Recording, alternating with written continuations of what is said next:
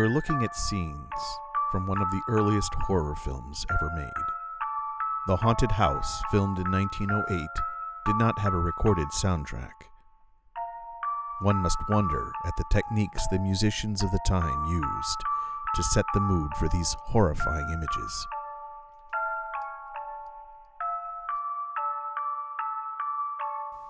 There's something strangely attractive about fear. It connects us with the primal adrenaline rush, which is essential for our survival. And yet, when we experience it in a controlled and safe environment, we take pleasure in fear. In short, the feeling of fear connects us with our own humanity. Despite all of our intellect and all of our ingenuity, it reminds us that we as creatures are still vulnerable to forces more powerful than we are. When we think of the horror movie genre, the mind immediately recalls unsettling images of strange creatures or deranged killers or bloody clowns. But all of these images do not paint the full picture of the horror film experience. In reality, the sense of fear we feel when watching a scary movie is less about the image and more about the environment. In other words, the circumstances, the timing, perhaps, and most importantly, the music, all creates the right environment for maximum fear. Sound and music are particularly effective at scaring us. This is because of our human biology and how we've developed certain survival skills in the wild. Take our eyes, for example. As far as human eyesight compares to other animals, it's not that bad until the sun goes down. At night, we rely upon our hearing to warn us of something sneaking up behind. So our ears have a direct access to the fear-producing centers in our brain, and certain sounds are more impactful than others. This lesson explores the history of the genre we call the horror film and the soundtracks that have made them memorable. We will also look at the soundtracks by great composers who have used certain musical techniques to instill fear in the observer. Now, I've done my best to avoid some of the more disturbing images that are often part of the horror film world. But even so, sensitive viewers might still find scenes here to be rather uncomfortable. If you're one of those that frightens easily, be sure to keep the lights on while you watch this video. In the decades leading up to Edison's invention of the film projector, there was a growing cultural fascination with the supernatural, the macabre, and those things on earth or within the human mind that cannot be fully explained. Novels like Mary Shelley's Frankenstein or Bram Stoker's Dracula reflected the darker aspects of human imagination, and in turn questioned what happens when the goodness of humanity is tempted by evil. Or when we tamper with things we don't fully understand. The music of the late 1800s mirrored this fascination with the more mysterious elements of life.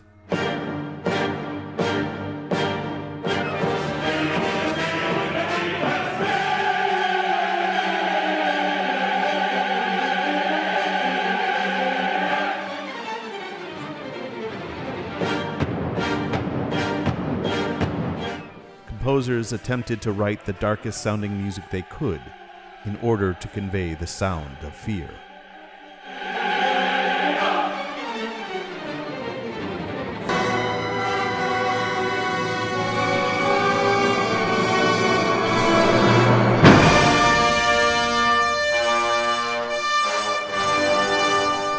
Yet, the harmonies and melodies of the musical language of the time, while spirited and expressive, could not do full justice to the darker side of human existence.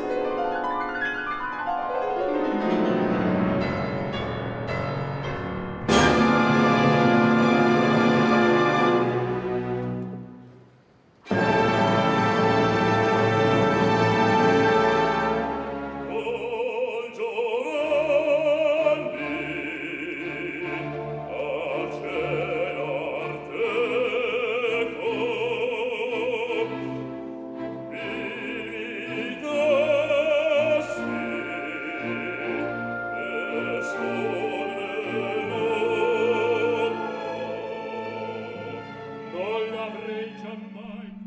It would take a revolution in how music was composed to bring out the true inner terror that can only be imagined in the human mind.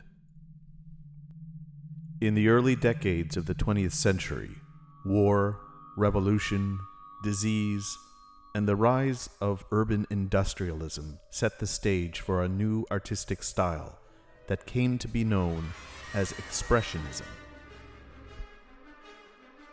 The Expressionistic artistic style is one where the artist seeks to depict not objective reality, but rather the subjective emotions and responses that objects and events arouse within a person. To do this, images are often distorted, exaggerated, and jarring to the senses, all done in order to convey the complicated and often horrific world of the subconscious.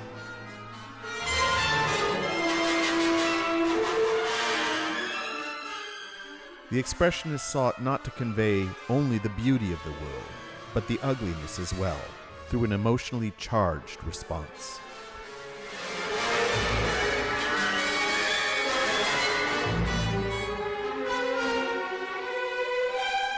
Expressionism found its way into music as well, led by the 20th century Austrian composer Arnold Schoenberg. Schoenberg's approach to writing music was to use all 12 notes of the piano keyboard equally. This gave the listener the unsettled feeling of not being grounded in any one key.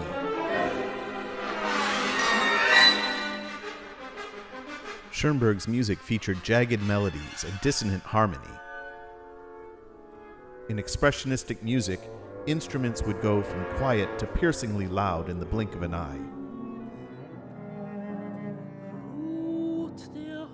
And perhaps for the first time in Western history, the true sound of terror could be heard in music.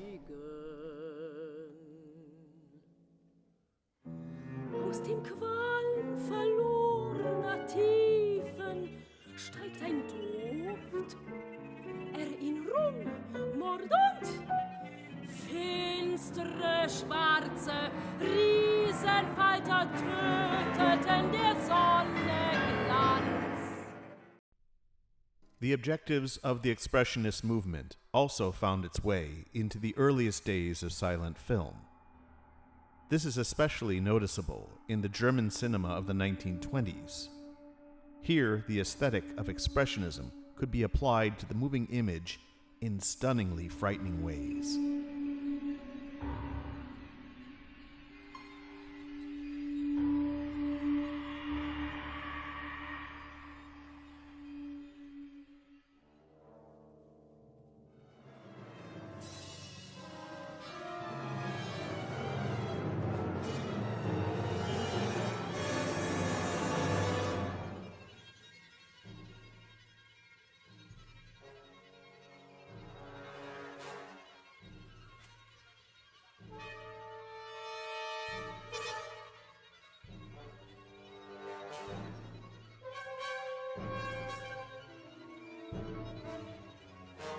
So now that you have a basic idea of where this horror film music aesthetic comes from, let's take a look at the most common musical devices that composers use when writing the score for a horror film. We've got a lot to cover, so let's get started. I proudly present to you the top 10 musical elements of the horror film genre. Let's get started. Number 10. Unsettling external noises. This category really doesn't deal with a musical instrument at all, but relies upon the sounds of other elements in the film, like a telephone, an alarm, or a knocking door. Often, horror movie soundtracks will use these real-world sounds in musical ways to create a sense of confusion, annoyance, panic, or chaos, while still connecting us to the world we see on the screen. In the movie Whatever Happened to Baby Jane, Jane is an aged actress who slowly goes insane while refusing to accept that the character she portrayed as a child is now long forgotten by the public. At this moment, she realizes she is indeed an old woman. Jane has been entrusted with the care of her invalid sister, Blanche. Blanche ultimately becomes a prisoner as Jane becomes meaner and more unhinged. Listen to how the ringing buzzer adds to the chaos of this frightening scene.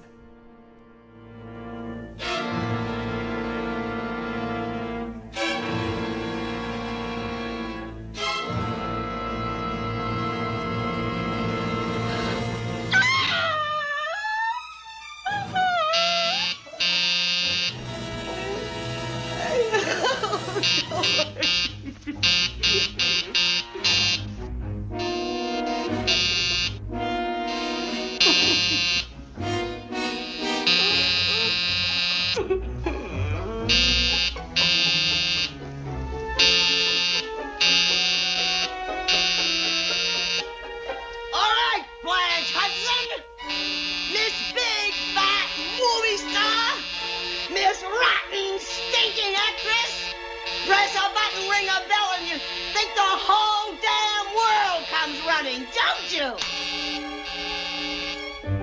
Lunch, Miss Hudson. Why, certainly, Miss Hudson. I'm sure we can find something appropriate for you, Miss Hudson.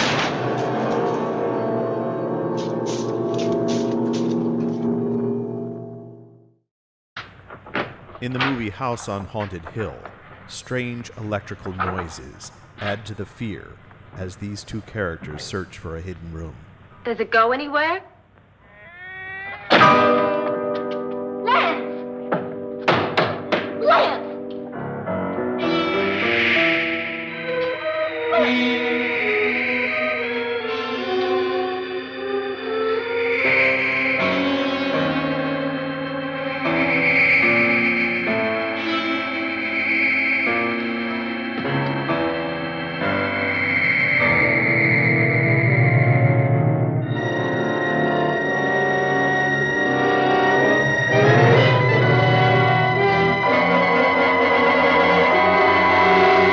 Few things promote the sense of impending doom with greater terror than a beeping sensor that tracks the alien in this famous 1979 film. Get out of there! Don't you move! Don't! Move, don't! Move, don't! Get out! Oh. No, not that way! The other way! God! Dallas? Can you stop talking about this? In the terrifying remake of Stephen King's It, notice how director Andy Muschietti uses the random and mechanical sound of the slide projector to bring us to a new level of fear.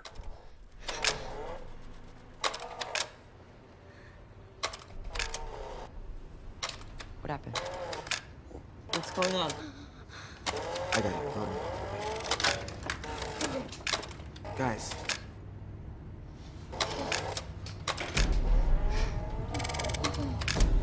Georgie. Bill?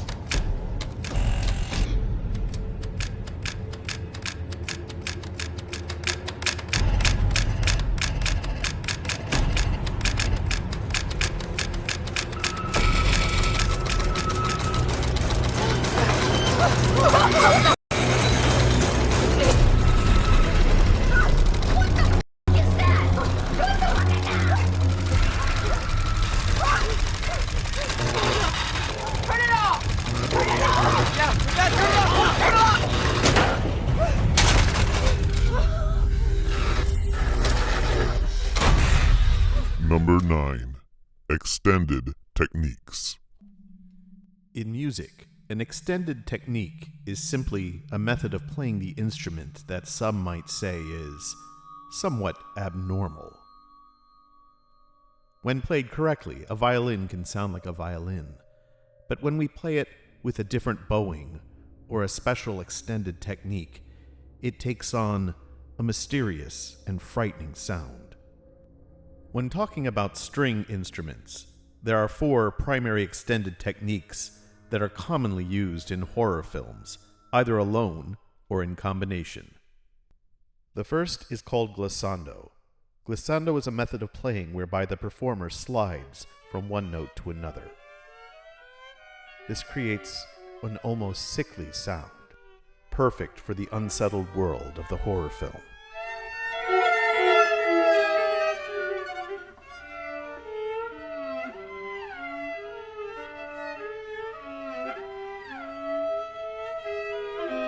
The string glissando was a regular sonic feature of the television show Lost. The second technique is called tremolo. Tremolo is to play the stringed instrument with a rapid back-and-forth bow stroke. The resulting effect is one of stress and intensity.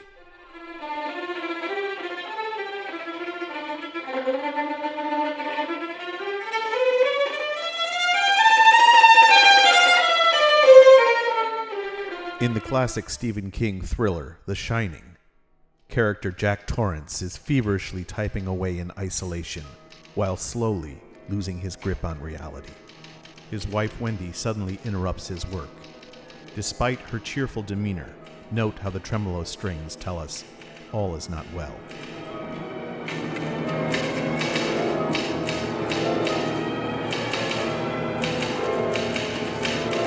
Hi, hon. How's it going?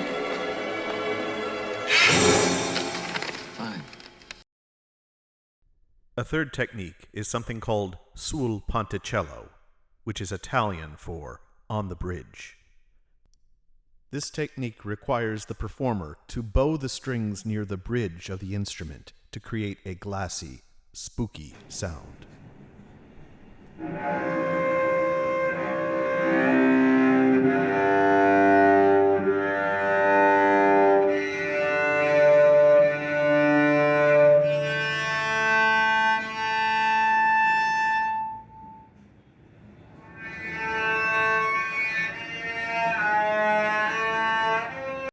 This technique is often combined with the fourth technique, string harmonics. To produce a string harmonic, the performer lightly touches a string in such a way as to isolate a very high-pitched overtone. The result is a high-pitched, glassy, almost otherworldly sound.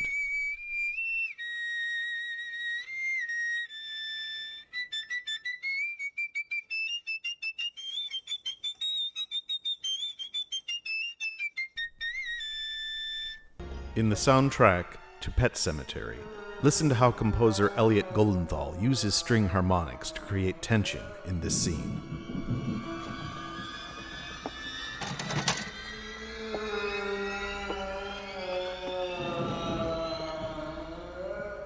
Judd? Are you up there?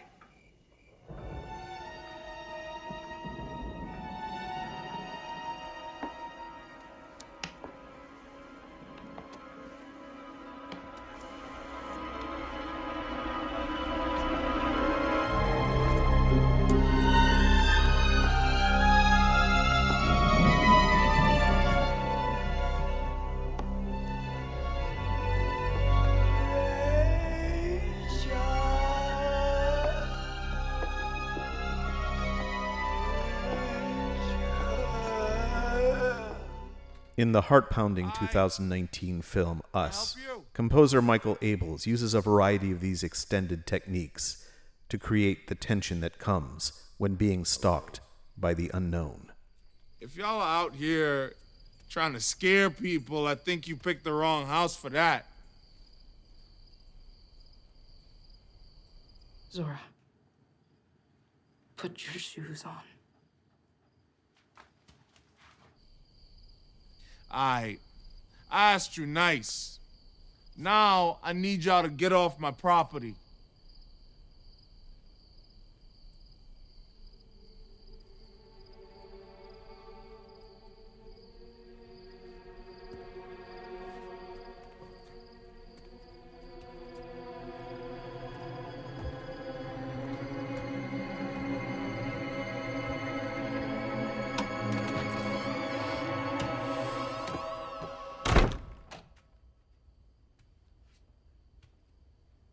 Okay, let's call the cops.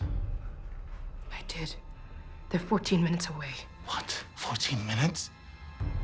Okay. Okay. Jason, give me the bat. What bat? The baseball bat, the bat. There's one in the corner. Here. Thank you. Gabe. All right, hold on. I got this. Let's try this again. Gabe. No.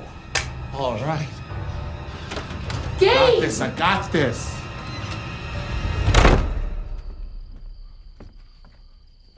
Now, I thought I already done told y'all to get off my property, okay?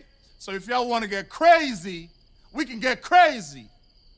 Now, the cops are already on their way.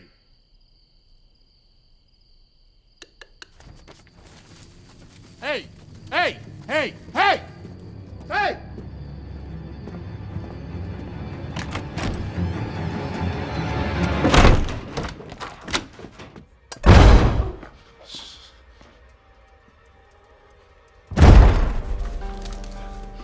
They're going around. Is the back door locked? My window's open. Sora, no! Gabe, Jason!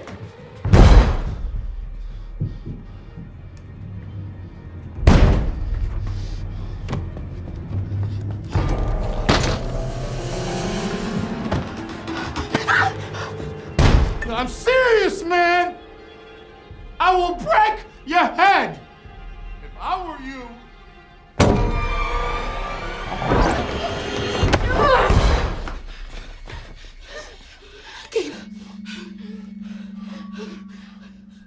Number 8. Exotic instruments. To promote a sense of the supernatural, composers will often use instruments that sound different from your everyday piano or guitar. Instead, they will incorporate eerie sounds from lesser-known instruments of the orchestra. In the 1975 movie Trilogy of Terror, the composer employs the vibraphone and the eerie low sounds of the bass clarinet to create a very frightening sonic texture.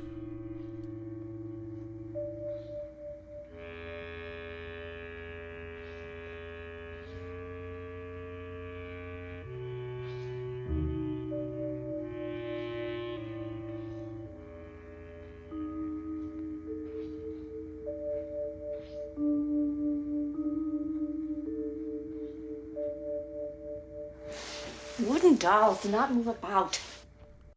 The development of the radio tube in the 1920s helped inventors develop new electronic instruments with sounds that no one had ever heard before. Composers could not resist employing these in their soundtracks, and this led to a 3-decade fascination with 2 very striking new instruments. The first was an instrument developed by the Soviets in the 1920s. It was named the theremin, after its inventor, Leon Theremin. The instrument produced an electronic sine wave. This wave would be controlled by volume in one hand and pitch in the other. The proximity of your hands determined the parameters of the sound.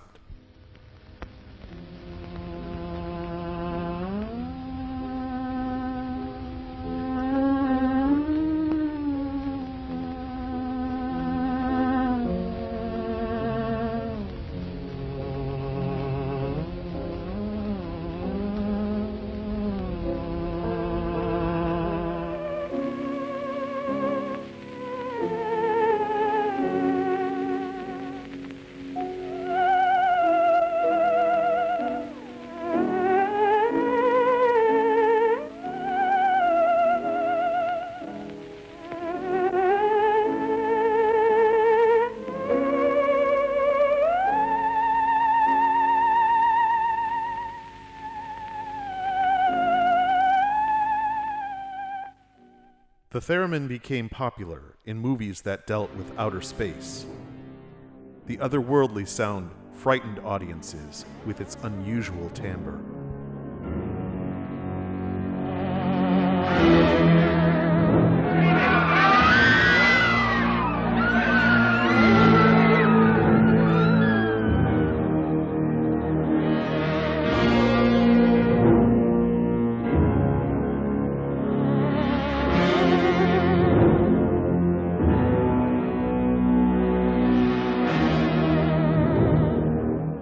The second instrument was called the onde Martenot. It was developed in 1928. The switch here controlled the volume, whereas a metal ring on a string controlled the vibrato. This instrument also featured a piano-style keyboard, making it easy to play specific pitches.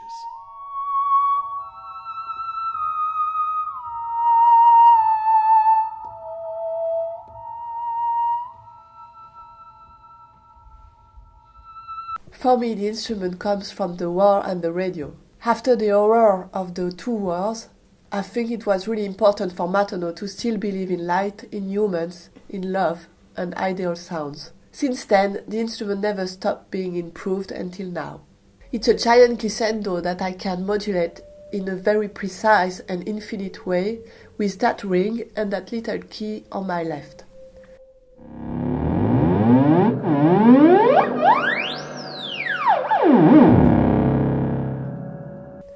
With the key and the pedal, I do all the dynamics and a very large variety of touch.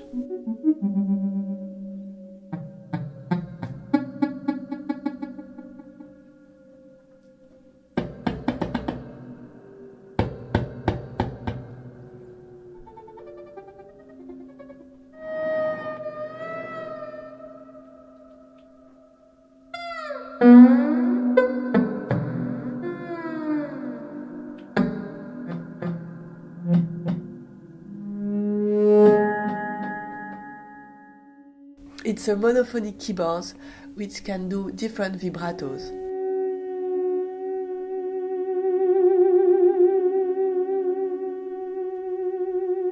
It's also a microtonal keyboard. You can play quarter tone.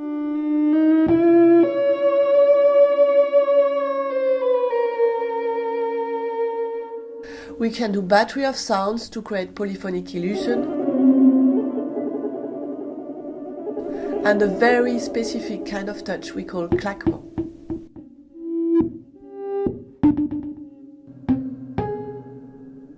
The exotic and frightening sounds of the Martineau found their way into movies of the 50s and 60s. In the 1953 movie It Came from Outer Space, the Martineau is clearly heard when the presence of an alien is detected. Have we, Frank? What? I said we haven't seen nothing, have we? No, I haven't seen anything, but I'm sure hearing things.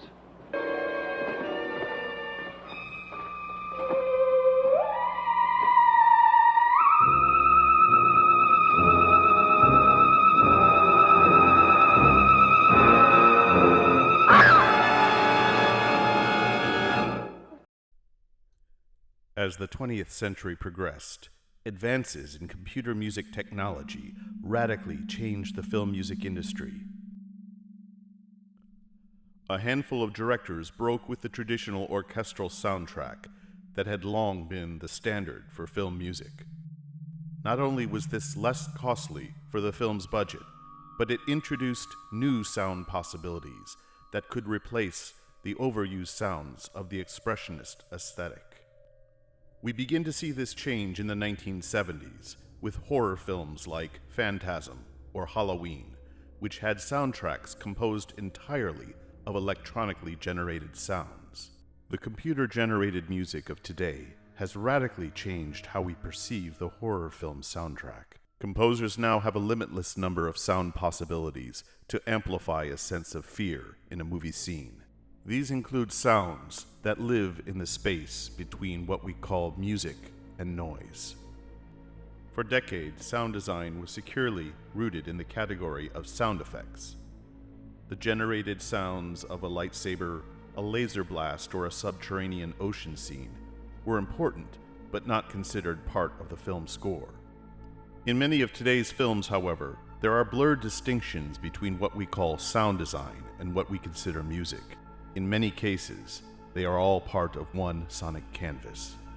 The surreal soundscape of the movie Possum was composed entirely with computer-generated sounds by a team called the Radiophonic Workshop. It's the perfect soundtrack for a film that addresses deep psychological terror.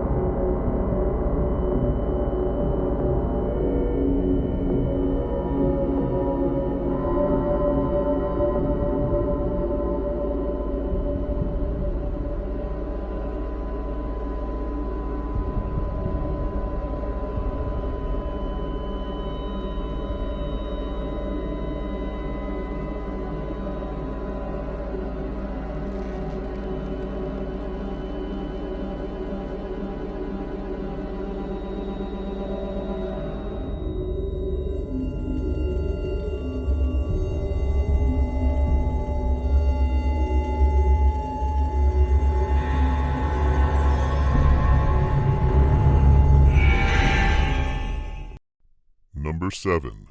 Disjunct melody. In music, melodies that move by stepwise motion can often promote a sense of peace or well-being. The word disjunct, however, means having the character of being separated. A disjunct melody is one that leaps from note to note. These leaps put the listener in a state of restlessness. We are unsure in which direction the melody will go. Listen to how the disjunct melody in the low strings in the 1941 film The Wolfman creates a sense of impending doom.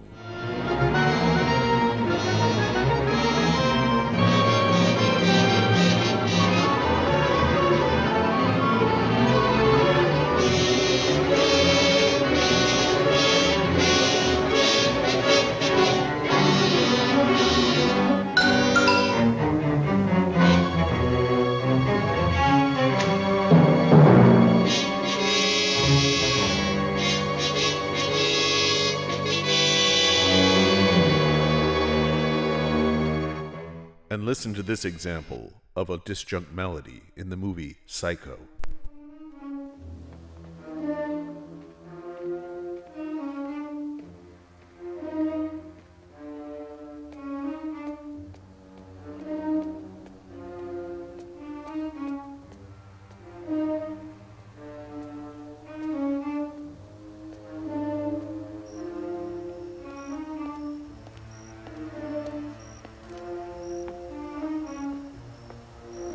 Or this heart-pounding disjunct texture in Elliot Goldenthal's score to Interview with the Vampire. What have you done?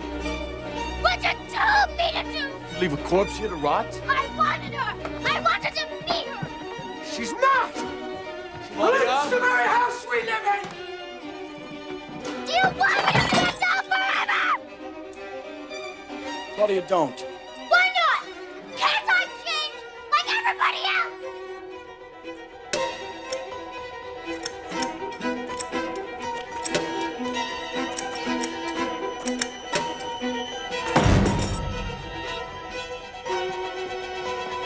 Or this unnerving, disjunct flute melody from the movie It.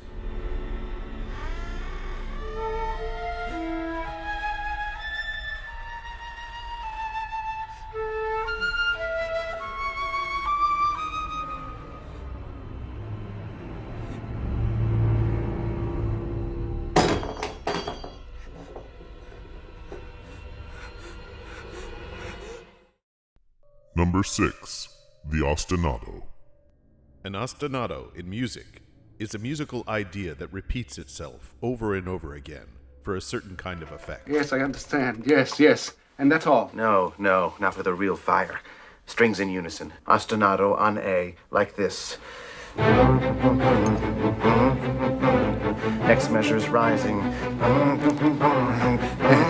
Do you have it? Yes, I Show think me. so.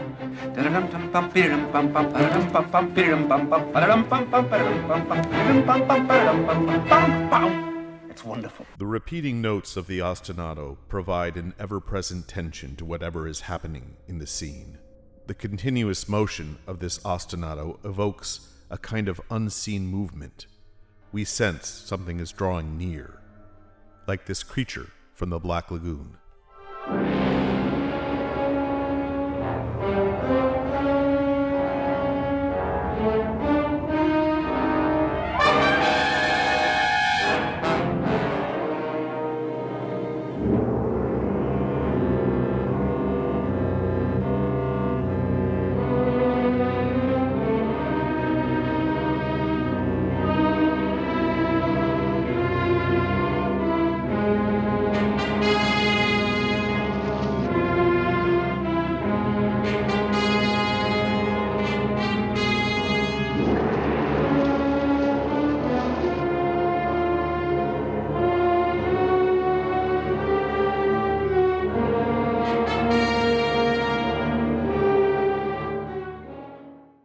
If this looks and sounds familiar to you, you may have experienced it in watching the movie Jaws, where the two-note shark ostinato mirrors the underwater movement of a hungry shark.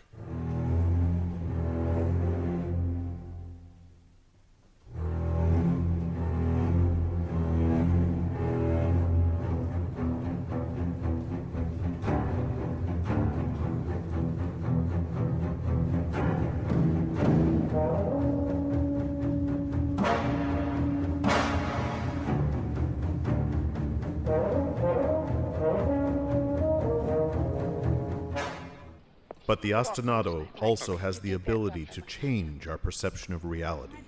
It provides a kind of intuitive reaction to the activity taking place on the screen. Ordinary events may be unfolding as they would on any normal day, but the presence of the ostinato tells us that all is not as it seems.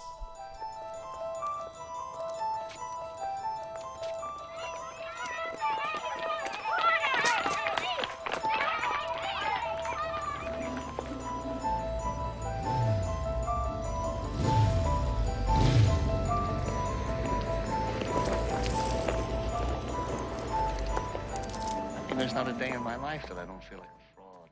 This same device was used by John Carpenter in the 1978 classic Halloween. I don't need books. I always forget all of my books. I mean, it doesn't really matter if you have your books or not. Hey, isn't that Devon Graham?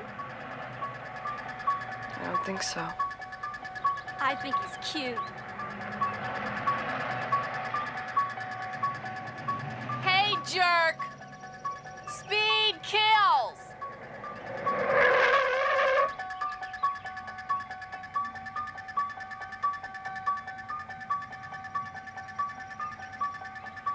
God, can't you take a joke?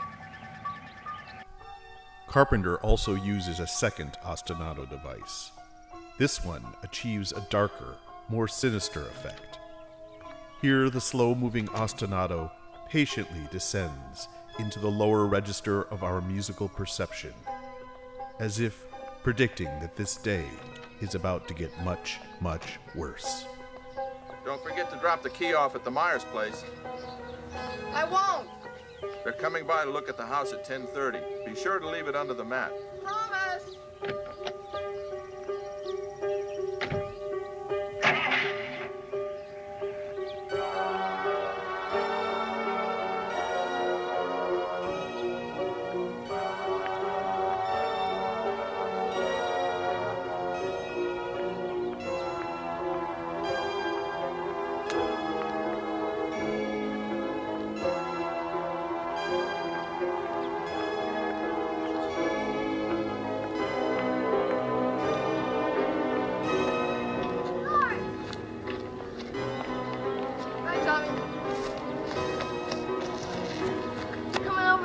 Same time, same place.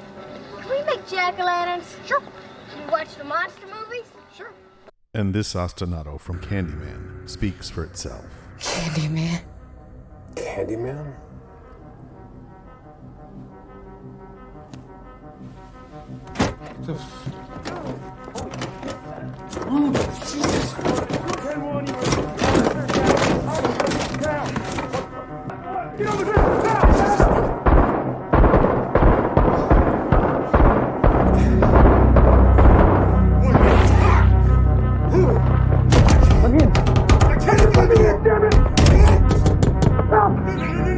Number 5. The tone cluster. A tone cluster occurs when many notes that are close together on the piano are played at the same time. When we play notes in succession, like this scale, they sound fine. But when we play them together, there should be space in between.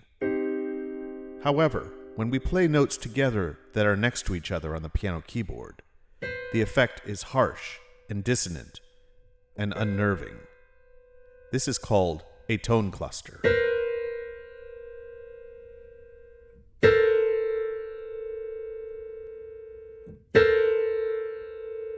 Tone clusters can be played in higher registers as well.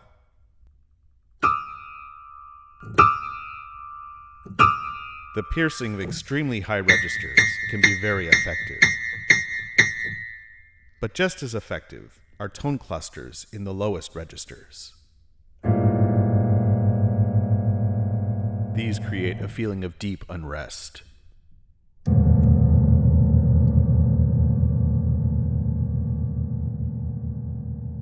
This musical device appears in the movie Mad Love, as the main character, played by Peter Lorre, improvises a disturbing tone cluster harmony on the organ.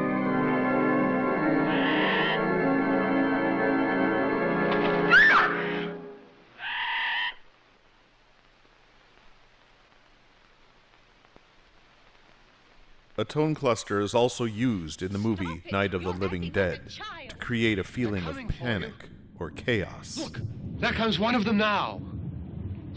He'll hear you. Here he comes now. I'm getting out of here. Johnny.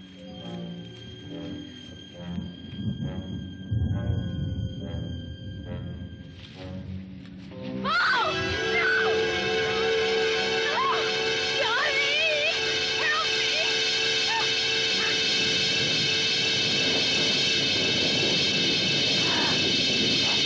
This same tone cluster terror occurs in the movie The Eye. Here the main character is afflicted with the ability to see ghosts.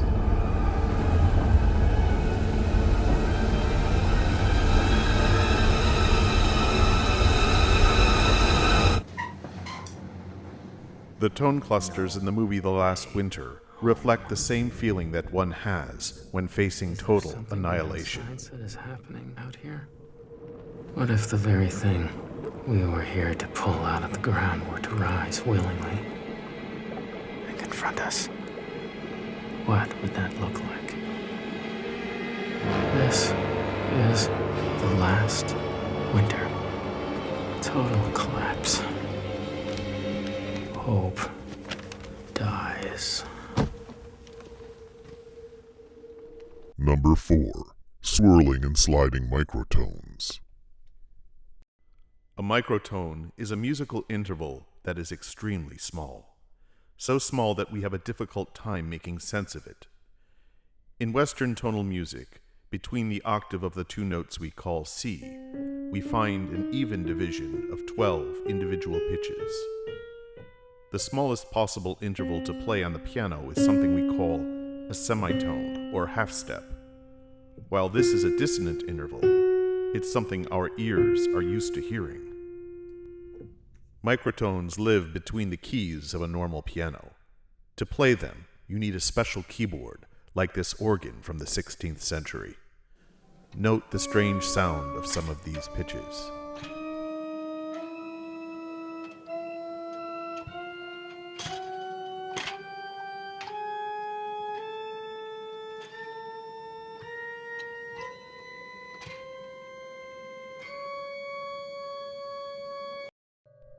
In the early 20th century, composer Charles Ives first explored microtones in Western musical contexts. His chorale for two pianos feels unsettling for some because the notes seem to live in a different harmonic plane, which lies beyond our comprehension.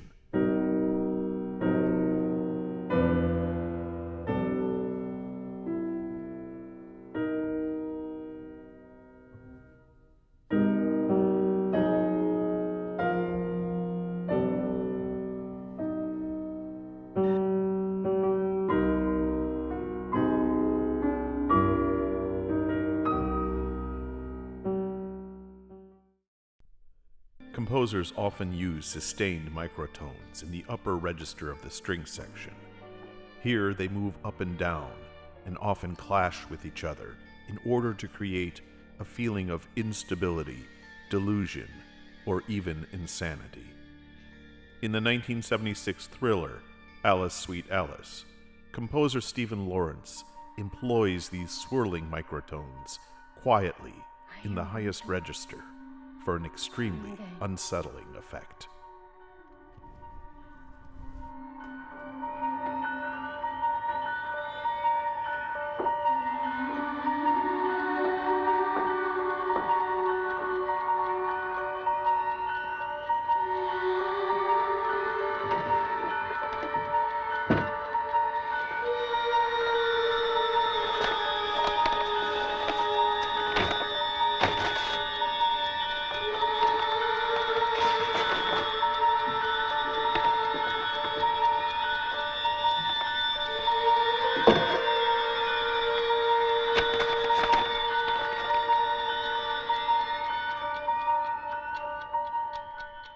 In Stanley Kubrick's horror masterpiece The Shining, a young boy named Danny falls into a trance. Grabbing a knife, he repeats a strange word over and over again. The microtones here help us to understand that the boy is not in his right mind. Bedroom.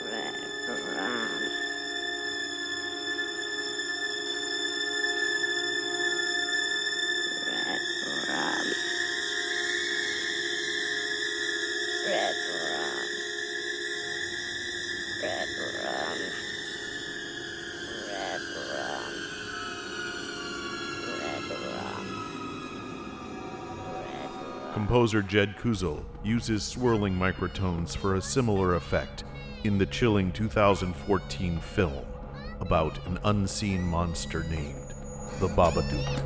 Oh my God, you just made Nola! There is no Babadook!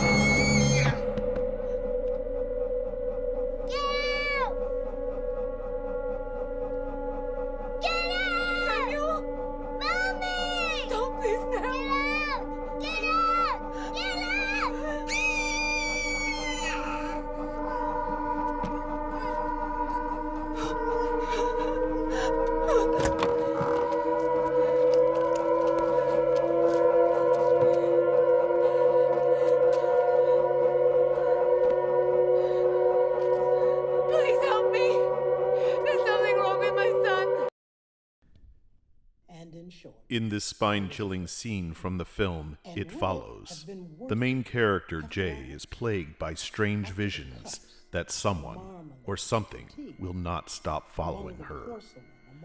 The use of microtones here begs the question in the listener's mind, is she truly seeing these things, or is she going insane? Into a ball, to roll it towards some overwhelming question, to say, I am Lazarus, come from the dead, come back to tell you all. I shall tell you all. If one settling a pillow by her head should say, that is not what I meant at all. That is not it at all. Excuse me. Excuse me.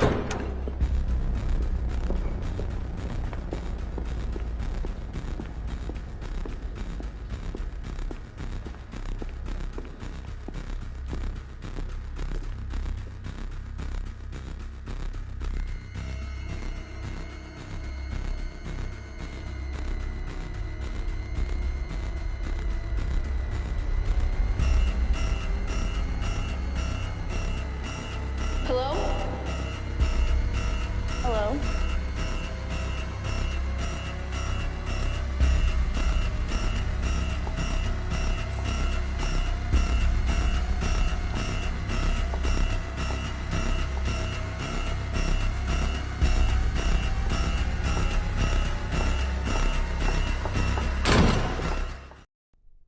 Number 3.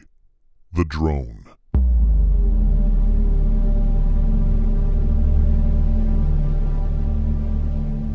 In music, a drone is a single note, sustained over a length of time. This note could be a high or low pitch, but its effect is the same. It functions as a musical representation of the central nervous system at work.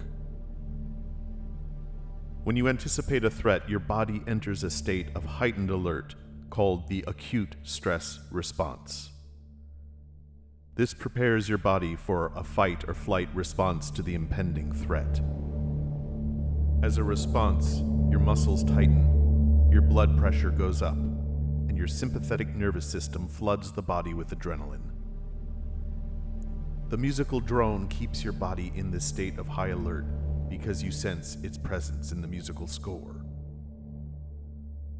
The drone has been used in movies throughout film history, but its application is especially effective in the horror genre.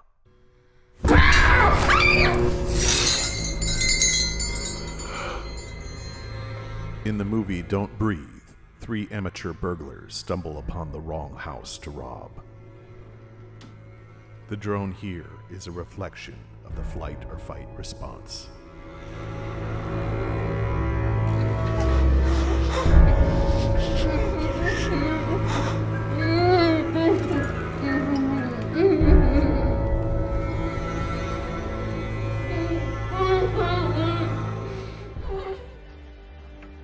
In this scene from Hereditary, Annie is experiencing a very real nightmare.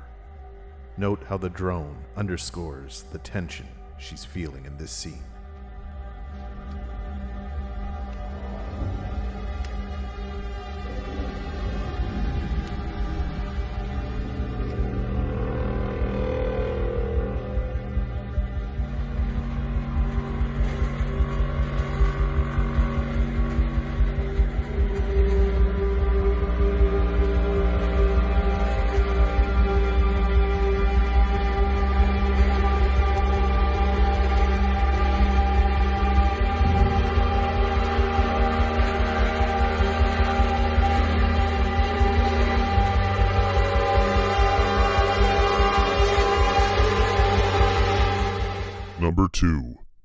Jump Scare Stinger.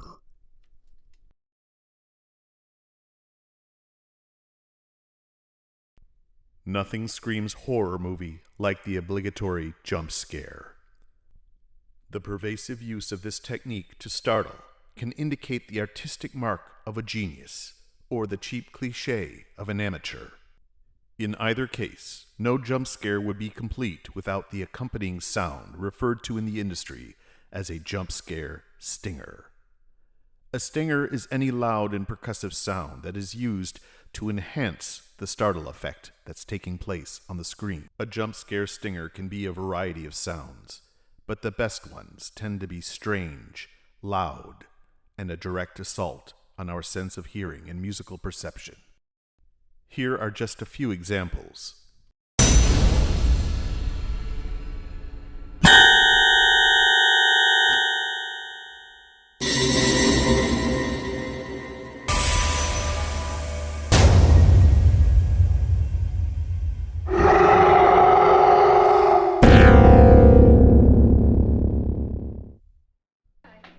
The first jump scare in film history took place in the movie Cat People. The 1942 film by director Jacques Tourneur left us with a memorable scene of a woman being stalked in the street. Note how the tension builds little by little, culminating in the final sound that ends the scene. Don't you want me to walk you home? No, thanks. I'm a big girl now, and I'm not afraid. Oh, good night. Good night.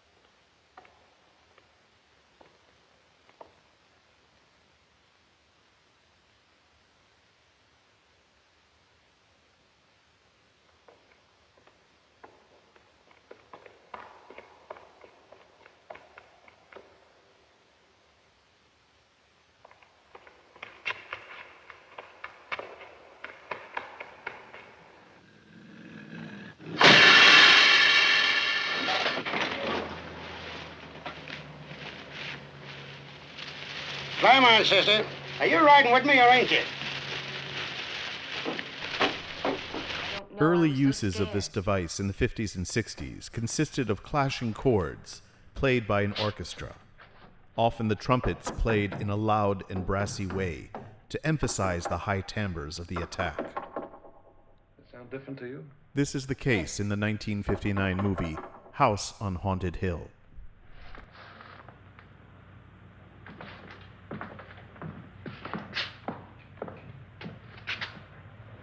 Three, 6, 9, 12. 12 feet.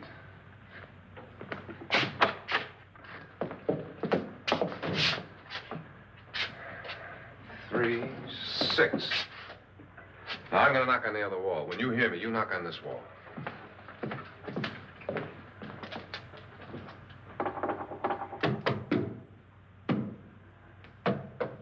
Tap, lower down.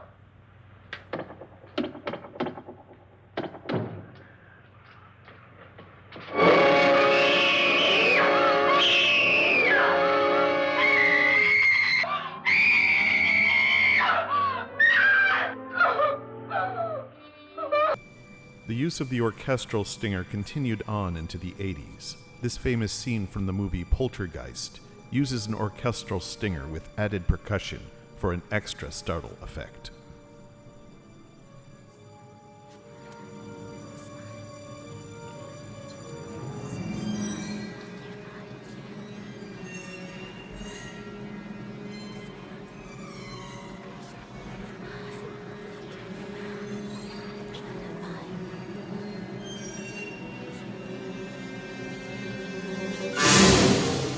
With the development of musical synthesis technology, bone-shaking percussive techniques could be used for the jump scare, like in this scene from Paranormal Activity.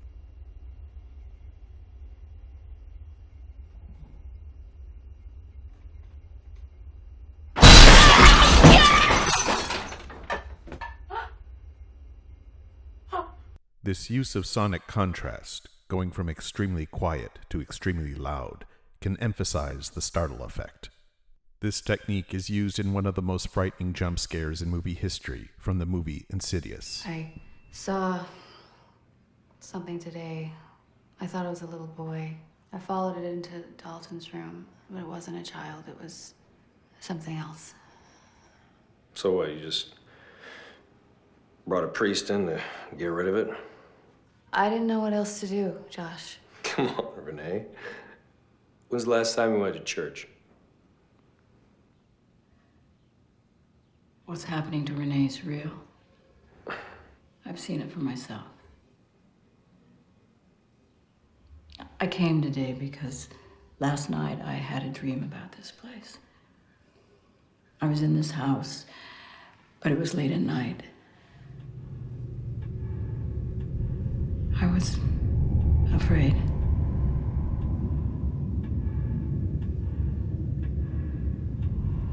I went into your bedroom, but you were both asleep. I knew I was asleep in the dream, but I could feel that someone was awake in the house. I went into Dalton's room.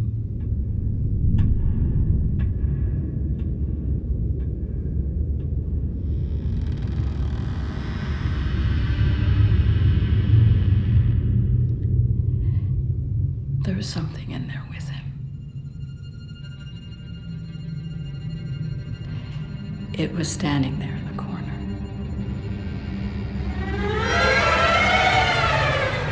I asked it, "Who are you?" And it said it was a visitor. I said, "What do you want?"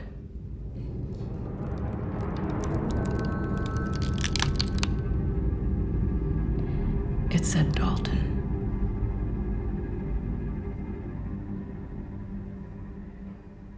I can still hear that voice.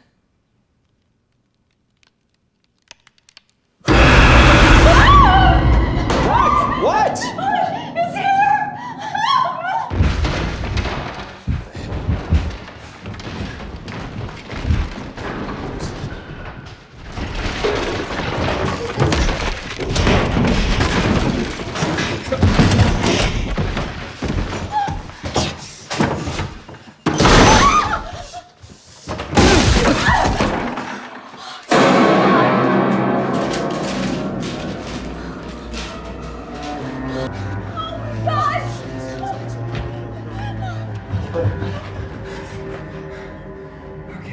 He's okay. Please help. Number 1. Disturbing dissonance. In music, when two notes are played together, we say that they form an interval. Depending on the waveforms of the two pitches, these intervals can be either consonant or dissonant. Consonant intervals sound pleasing to the ear.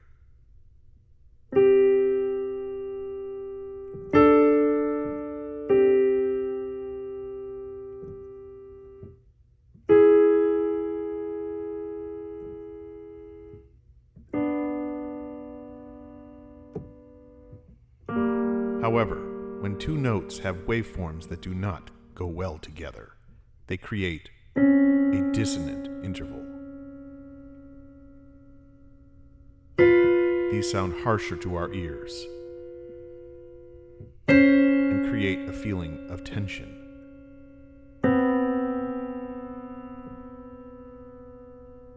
In music, we call this dissonance, and it's at the heart of all horror films.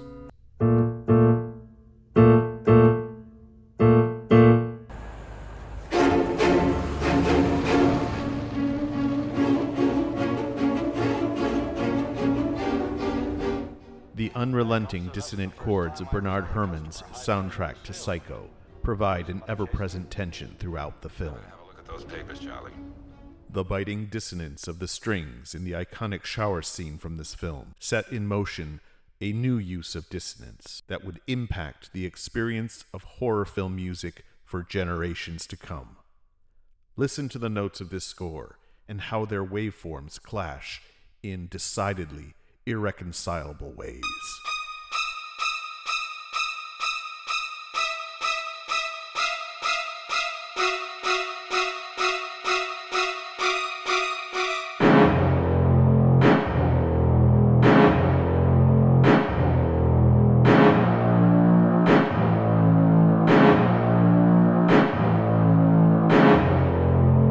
Here is the famous scene, along with several similar examples of disturbing dissonance.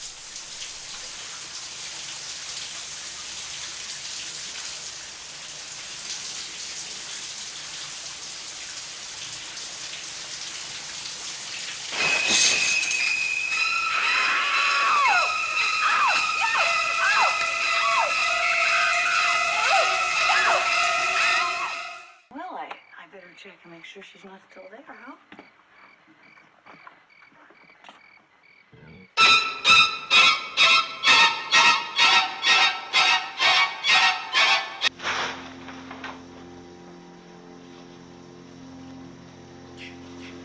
Must be my imagination.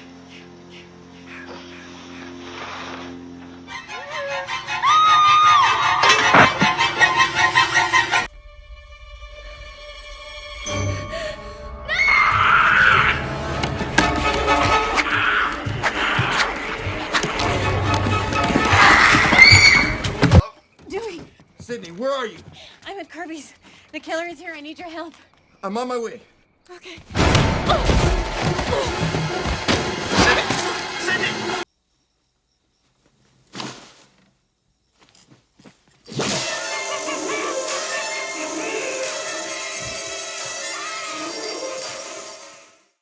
Well, there you have them, the top 10 musical elements of the horror soundtrack. But we're not done just yet. I have one final element to introduce to you, and I didn't count it as one of the 10 because it's a sound that you really don't hear. Now I know what you're thinking. How is it sound if I don't hear it? Well, there's a lot of sound energy that takes place in the world that we never hear. This particular phenomenon is something that has given horror films that extra dose of fear. Let's talk about it. Infrasound. As you watch a horror film on the big screen, you may have the feeling that something is not quite right. You have a knot in your stomach, or maybe you feel a nervous energy running through your spine. What you're feeling may, in fact, not be a product of your imagination. It could well be the presence of infrasound. Infrasound is a subaudible frequency intended to be felt, but not heard. Humans can only hear frequencies between 20 and 20,000 hertz. Below that is what we call infrasound. Imagine extending the range of the piano far below the lowest note. How would we experience this low frequency? Such low frequencies occur in nature, in things like thunderstorms, volcanoes, and earthquakes. But they also exist in your friendly neighborhood movie theater. Movies like The Shining, Irreversible, Friday the 13th, and Paranormal Activity are all said to have used infrasound frequencies in their soundtracks. This unsettled feeling is something you may never experience at home, because infrasound requires a large amount of acoustic energy. But in the right movie theater, you will definitely feel something. So if you're watching a horror film on the big screen, and you feel an impending sense of doom, you may well be surrounded by infrasound. Well, we've gone on quite a journey together, and I hope your nerves aren't too jangled right now. But the next time you're watching a movie thriller, or a frightening movie, try to notice some of these techniques at work.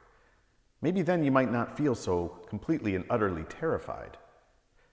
But then again, maybe it's this benign fear that makes this genre so appealing.